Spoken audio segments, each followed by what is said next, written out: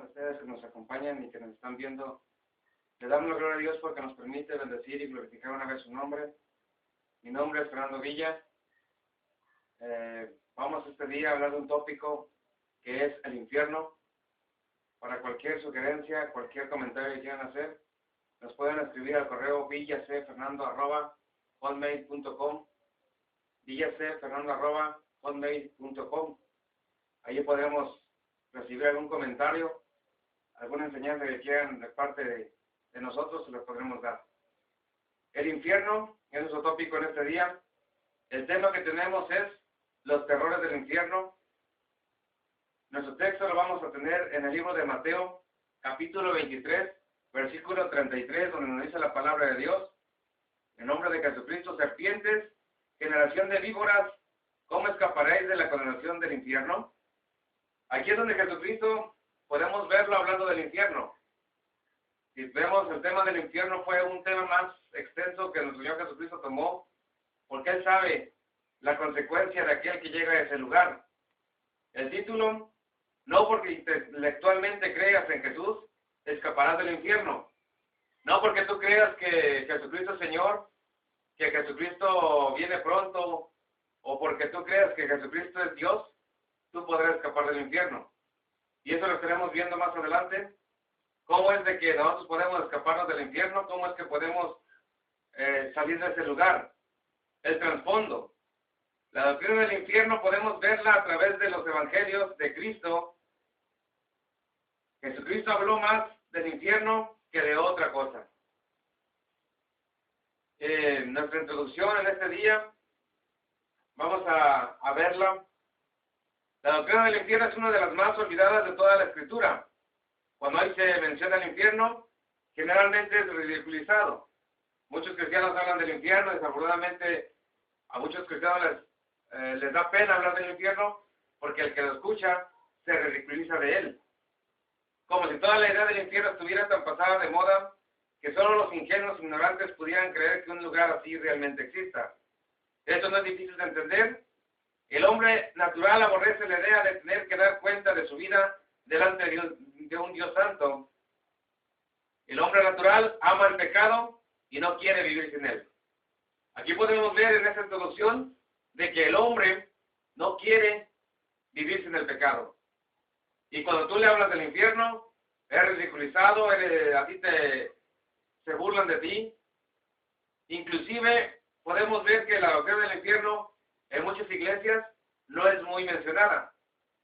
Aunque es una base de nuestra doctrina cristiana, nadie, es muy raro en las iglesias, es tocado el tema del infierno.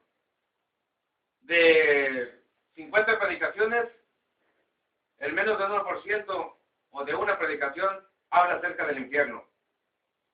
La mente no regenerada presenta una objeción tras otra con tal de no encarar la realidad del infierno. El ser humano vive su vida pensando que si ignora una dificultad por un determinado tiempo, puede que ésta desaparezca. Hasta los líderes religiosos tenidos por conservadores comienzan ahora a atacar la idea del infierno. Dejemos que los hombres hagan lo que les plazca, seguros de que las frívolas objeciones de los necios no conseguirán destruir la realidad del infierno. Creas o no creas del infierno, el infierno existe. Y no porque creamos o dejemos de creer, se apagará el infierno. El infierno es un lugar de tormento que nuestro Señor hizo para el diablo y sus ángeles. Y el hombre que muere sin Cristo tiene que quedar en ese lugar. ¿Por qué? Porque no hay un lugar a donde ir después de la muerte. En medio del clamor que buscan y crear el infierno, están aquellos que creen que la Biblia es verdad. Estos deben de pararse y hablar. Meditar en los terrores del infierno puede ser uno de los ejercicios más importantes que puedas hacer en esta vida. Puedes hacer ejercicio corporal, puedes hacer ejercicio en un gimnasio, pero meditar en el infierno es uno de los ejercicios más importantes que puedes tú tener en esta vida, porque de aquí depende tu vida eterna. Si el que oye el sonido de la trompeta no se da por advertido y viene una espada y se lo lleva, su sangre recaerá sobre su cabeza. Entonces, Dios nos está hablando en este día y nos advierte que tengamos atención de que el infierno es un lugar de tormento para todo aquel que no tenga a Cristo en su corazón. ¿Por qué debía uno preocuparse por el infierno? ¿Por qué gastar tiempo leyendo sobre el infierno? Son varias las razones que nos muestran el beneficio de hacerlo. La primera, el oír de los terrores del infierno puede chocar a la conciencia y despertarte de una falsa seguridad. Tú puedes creer que el infierno no existe o piensas que estás salvo por vida eterna que nuestro Señor Jesucristo nos dio. Pero puede ser que estés creyendo que tienes la vida eterna, pero tu vida va derecho al infierno. Hay caminos que al hombre le parecen rectos, pero al final son caminos de muerte. En los terrores del infierno, saber del infierno constituye a detener al hombre de pecar. El hombre se detendrá de pecar cuando puede meditar en los terrores del infierno. Conocer los terrores del infierno puede ayudar a despertar a aquellos que piensan que son salvos solo porque creen en Cristo o en los hechos del Evangelio, pero no son realmente salvos, sino que están camino al infierno sin saberlo. Para la iglesia, predicar la doctrina del infierno es beneficioso, tanto para creyentes e incrédulos por igual, como lo estaremos demostrando. Entonces, estamos viendo en esta introducción de que el infierno es una doctrina olvidada. Muchas objeciones han dicho que el infierno no existe, que solamente la gente ingenua, la gente retrasada mental puede hablar de que un lugar exista. Y estamos viendo, no porque creas o no porque no creas, dejará de existir el infierno. Ahora, vamos a ver por qué se necesita el infierno, cuál es la necesidad del infierno. Nuestra primera división va a ser la necesidad del infierno.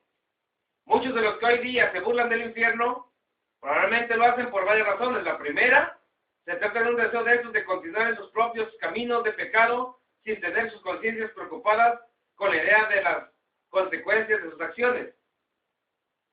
La necesidad del infierno es porque nosotros tenemos que dar cuenta a un Dios grande y poderoso. Un malentendido del carácter de Dios y de la naturaleza del pecado puede llevar fácilmente a este tipo de preguntas. ¿Por qué es necesario el infierno?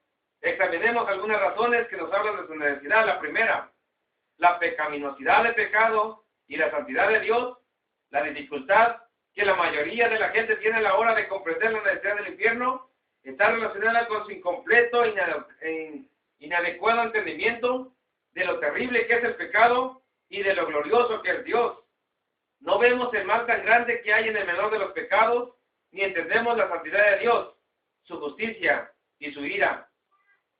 Nosotros tenemos que entender que Dios es santo y que Dios no permitirá ningún pecado delante de su presencia. Ningún pecador entrará delante de Él. Solamente una persona redimida, solamente una persona santa y consagrada podrá tener herencia en el reino de los cielos. Cada vez que pecamos elegimos un Dios rival en nuestro corazón, en la forma de nosotros mismos o de nuestro vicio más querido.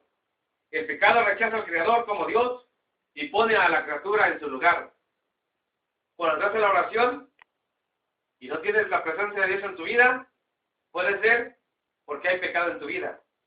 Pero aquí la humanidad no podrá tener la bendición de Dios porque está en pecado. Y solamente el Cordero de Dios, solamente la sangre de Jesucristo puede limpiar todo pecado. Y nosotros tenemos que acercarnos a Dios para poder tener redención de pecados y poder escapar de ese mundo de tinieblas. Si pudiéramos entender la santidad de Dios y lo que significa ser santo, puro, perfecto, justo, incontaminado, limpio hasta el menor pecado, tendríamos una idea mejor de por qué Dios aborrece tanto el pecado. La santidad absoluta no puede tolerar el menor de los pecados. Dice Habacuc 1.13, muy limpio eres de ojos para ver el mal, ni puedes ver el agravio. Dios no puede ver el pecado. Todo lo puede, Dios sí, pero lo que no puede ver es el pecado. Dios quiere vidas limpias, vidas que han salido de la inmundicia a la santidad, pero no que tengan pecado.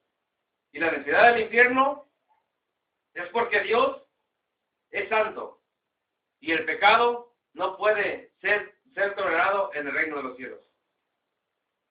Si pudiéramos comprender la gloriosa santidad de Dios y su pureza, así como la abominable naturaleza del pecado, entonces no tendríamos problemas con la necesidad absoluta del infierno. El pecado es de Satanás. Dios ama al hombre y a la humanidad y lo ama como es. Pero lo que no ama es el pecado. Ama a la prostituta, pero lo que no ama es el pecado. Ama al narcotraficante, pero lo que él no ama es lo que él hace. Ama al hombre, a la humanidad lo ama, pero lo que Dios no ama es lo que él está haciendo. ¿Por qué? Porque él no puede ver el pecado. Más engañoso de que todo es el corazón y sin remedio. ¿Quién lo comprenderá? Mucha gente podremos estar seguros de que vamos a la eternidad, pero cuidado, porque nuestro corazón es muy engañoso. Y puede ser que tu corazón te esté engañando y creas que tienes eternidad con Cristo y no es así. Muchas veces tú puedes pensar que Dios te habla, pero muchas veces no es Dios quien te habla. Al hombre le pueden hablar, puede venir una voz al hombre de tres formas: por medio de Dios, por medio del diablo o por medio de su conciencia. Y nuestro corazón es muy engañoso. Entendamos que tenemos que examinar nuestro corazón delante de la presencia de Dios. El corazón humano está enfermo, es malvado, es engañoso. La corrupción del corazón hace que el ser humano sea engañado respecto a la fealdad del pecado y muchas otras cosas más. Nuestro corazón nos engaña. Y tengamos cuidado de cómo nosotros estamos delante de Dios. La naturaleza de Dios, para entender lo que es el pecado, realmente tenemos que verlo a través de los ojos de Dios. Dios es un ser infinito y eterno. Cada acto pecaminoso es cometido contra un Dios infinito y santo. Con cada pecado destronamos a Dios y nos colocamos a nosotros mismos por encima de Él. En cada pecado se encierra esta cuestión: ¿cuál es la voluntad a cumplirse? ¿La de Dios o la del hombre? Cuando pecamos, tomamos a Jesucristo, a Dios, y lo echamos a la basura. Y nos sentamos en el trono. Y desechamos la voluntad. Y en cada pecado destronamos a Dios de nuestras vidas. Entonces, ¿será que un pecador puede entrar al reino de los cielos? A pesar de que tú tomas a Dios como si fuera un objeto, una religión más. ¿Podremos heredar el reino de los cielos si vivimos en pecado? Porque Dios es un Dios infinito y eterno.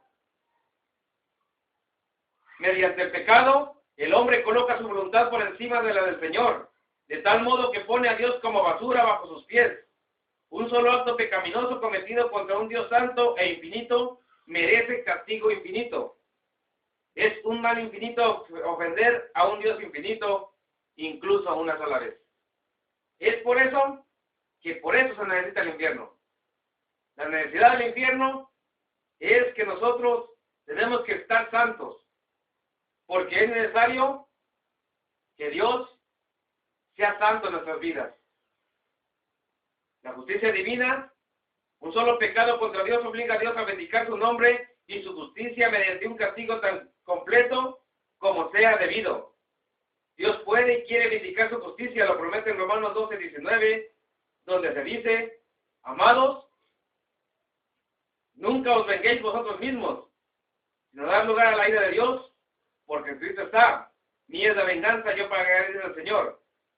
Uno de los predicadores más grandes de jamás haya existido, Jonathan Edwards, escribió: la gloria de Dios es el mayor bien, es el fin supremo de la creación.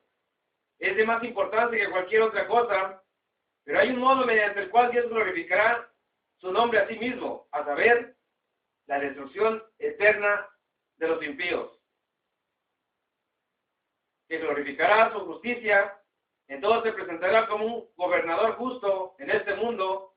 La justicia vindicativa de Dios se presentará estricta, puntual, asombrosa, terrible y por tanto gloriosa. Amén.